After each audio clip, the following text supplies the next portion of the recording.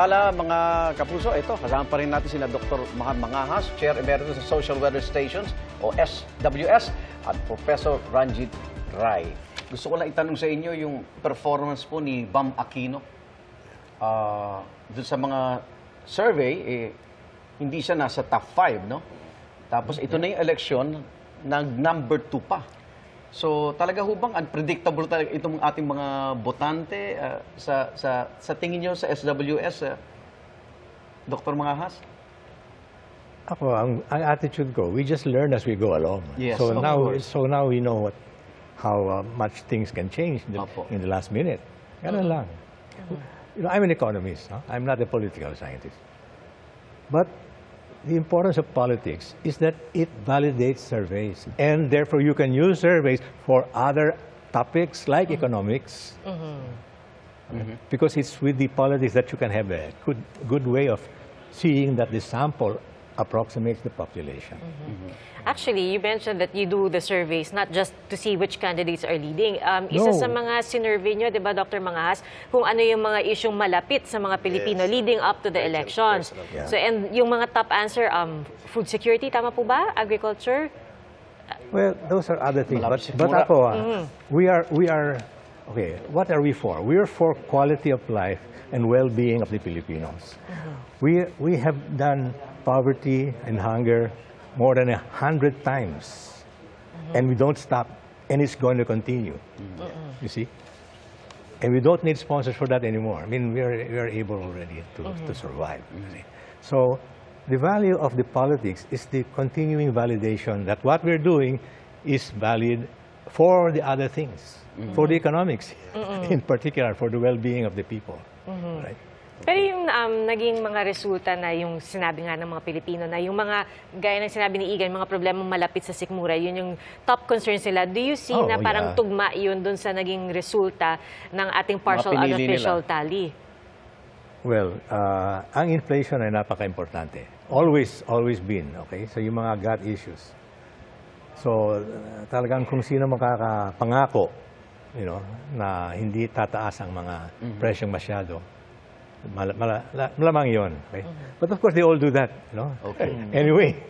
Professor Ray, yun lang, dugtong ko lang dun sa Bam Aquino result. Kasi pag tinignan mo yung mga kandidato, parang mix eh. Akala natin is an emotional election na between Duterte and the Marcos, di ba? Kasi parang iba tong Bam eh. Parang siya yung sa pink na mga sektor eh. So, anong nakita niyong factor? Ba't biglang parang taas siya? Sa aming pag-aaral, Bam got the votes where he was registering votes in our survey. So that would be Balanced Luzon and the National Capital Region. Okay. When you look at the... Well, I saw this from another TV station. Kasi ang problem namin ngayon, hindi pa natin nakukuha yung data eh. Once we get the data, social scientists, we can analyze. But what the little data we have, ay ang laki ho ng pinanalo niya sa Balanced Luzon at saka sa National Capital Region. Sa Lucena, Lingayen, just think about this nasa number 13 siya sa survey namin. Pero sa Balanced Luzon, in the final count, at least 80%, not final, but in the latest count, he's number 1 in Balanced Luzon. Number 1. Okay? He was never that in the survey, but he was, you know, number 12 sa amin, so he was there. In National Capital Region, number 1. Bongo is number 2. Okay. So where we was getting survey numbers in our survey, he optimized, maximized. And this is probably produkto to ng kilusan. Si Bam Aquino hindi lang kandidato, mukhang may kilusan at buhay pa yung kilusan na yon. And last minute nag-organize siya. So kailangan natin ng konti pang datos para masabi kasi yun ay interpretasyon ko lang. Pero I'm sure when we look at the data, even the age groupings, you know, I mean, he was trending among millennials, Gen Zs. That was what we were seeing in our survey. But he was number 12 in our survey. 3 weeks before the elections, he peaked, alam mo yun, and that movement came, gave the votes, and not just for him, for Kiko. So you have to look at this survey from a from a political science perspective, there are different images. One is the opposition really won here. Opposition Duterte, opposition Pink. And that movement, the Pink movement, is alive. Obviously, they're silent, but they've organized very well. In Central Visayas, which is a stronghold of the Dutertes, Bam Aquino was in the top 5. He still got votes in Mindanao. Of course, he was in the lower rung, no? But by and large, he ran a very good campaign, and that campaign resonated with a broad base of supporters. Actually, sa Ilocos Norte, kanina hindi natin na-emphasize na si Bam Aquino ay Number mataas two. din. Number two Sa yun. Yeah, Ilocos Norte to, yes, hindi naman number 2, pero mataas. Nakapasok. Mataas Oo, doon mataas. sa listahan na hindi mo aasahan bilang Yes. baluarte ito ng Pero mga dun ho Marcos. sa vote rich, Calabarzon, Kuha niya. vote rich, siyang nag-number 1 eh. Vote rich. Talo pa niya sila, Senator Bong Revilla, who, was supposed to do very well in those areas. So that's just what we got from the initial results, 80%. That were 70% at the time was presented to us last night by Comelec. Of course, tumigil na yan, no? Once we get the full data, siguro we can get a better analysis of things. Actually, even former Senator Kiko Pangilinan, nababanggit niya yun, no, na dun sa huling araw ng kampanya, sinabi niya, may kumpiyansa sila, very hopeful, very optimistic, kasi nakuha niya yung endorsement on that day of places like Cebu, Yes. na kabilang dun sa mga vote-rich areas. And we saw how it really did help his standing in this particular case. But Professor Rai, moving forward, kasi nga parang dahil nagulat yung mga tao dun sa naging resulta ng survey compared to yung actual partial unofficial results. Si Dr. Mangas, nabanggit niya, baka may dapat mga idagdag na tanong sa mga survey. Kayo po, ano bang tinitignan yung possible changes to the way surveys are conducted? Not to say na kailangan baguhin or kailangan may baguhin.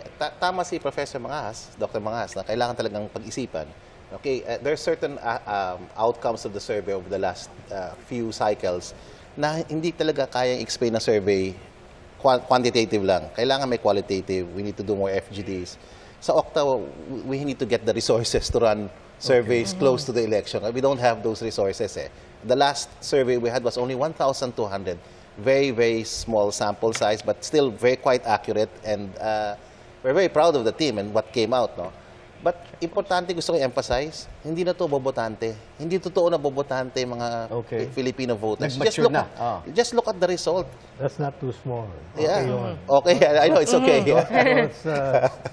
But really are more rounds. Yeah, more rounds. That's what we should do. Okay. If we could afford it, more rounds. Kasi I think we could have, all the survey firms could have gotten it right if they had more rounds, honestly. But the election outcomes we're seeing dynamic. And I just want to emphasize, yung mga botante natin, Lana, I think, I don't have the data, but I think a lot of the youth vote came out. I was talking to my students. I have a class at 11:30 mamaya. They were telling me earlier that they all voted. For the first time, they got so incensed by the initial survey results that they wanted to go out and vote. Kanina pa natin nababanggit yung mga vote rich, ano? Pero yung religious votes, kasi isa rin sa surprisingly na nagresulta rito ay si dating Congressman Marcoleta. Sa mga survey, nasa tail end siya. Pero makita niyo yung standing niya ngayon, nasa top 10 kahit pa paano. So, malaking factor pa rin ho ba ngayon yung religious votes, Si Dr. Professor Mangas. From experience, yung Iglesia ni Cristo, talagang solid yun. Okay. By solid, I mean 80%. Okay. Not 100, not Okay. 80%. My feeling always has been doon, but kukunti lang sila. Mga 5% lang ang mga Iglesia ni Cristo voters. Di ba? So, I haven't seen yet that could change the standing so much. Let us see. Anyway, hindi pwedeng Iglesia lang. No? Sana yung mga Catholics. But they don't interfere. Hindi nag-endorse ang... Hindi nag-endorse. I-ano lang natin, i-iterate lang natin na number 1 si Bam sa 5 probinsya ng Region 4A, which is the vote richest province or the 9 most million vote-rich votes. province. And number 6 in Cebu province, which is the most vote-rich naman na probinsya. How about Mindanao? Ano siya? Sa Mindanao, wala pa po tayong data. Pero those are the areas kung saan talaga maraming mga botante. Diyan lang po si Dr. Mangas, Professor Ray, makakasama natin sila mamaya at tuloy ang ating pagbabantay sa bilangan. Magbabalik ang eleksyon 2025.